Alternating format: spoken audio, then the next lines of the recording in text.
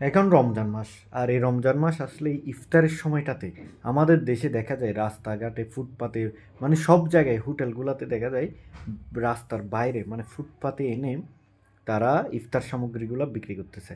এবং এগুলো খোলা জায়গায়, রাস্তা থেকে যে ধুলাবালি, মানুষের যে কথাবার্তা, বিভিন্ন কিছু এখানে যে খাবারগুলা এগুলোর উপর গিয়ে পড়তেছে এবং মানুষজন সেইগুলো কিন্তু কিনে এনে সেগুলো দিয়ে ইফতারি করতেছে। কি অসচেতন মানুষ! আর এই যে ছবিগুলো তো দেখতেই পারতেছেন, আমি যে স্ক্রিনে যে ছবিগুলো শেয়ার করলাম, দেখেন আশেপাশে প্রচুর মানুষজন, খাবারগুলো খোলা, মানে কোনো ডেকে রাখার ব্যবস্থা নাই, কিছু নেই। মানুষজনও কিনতেছে এবং বাসায় নিয়ে খাচ্ছে। কি অস্বাস্থ্যকর!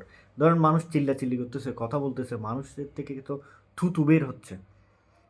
এটা অশব্দ, মানে না কিছু না, বের হতে পারে, কিংবা কাশি দিচ্ছে, হাঁচি দিচ্ছে, ঠিক আছে, এগুলো পড়তেছে এখানে এবং মানুষজন এগুলো কিনে খাচ্ছে। রাস্তা থেকে ধুলাবালি পড়তেছে, বিভিন্ন কিছু পড়তেছে এখানে। খুব অস্বাস্থ্যকর ভাই, আনহাইজেনিক। ভিডিওতে দেখুন এখানে কিছু জিনিস ঢেকে রাখা হয়েছে, চাইলে কিন্তু এভাবে ঢেকে রেখেও বিক্রি করা যায়, কিন্তু পাশে দেখুন আবার কিছু জিনিস খোলা রাখা।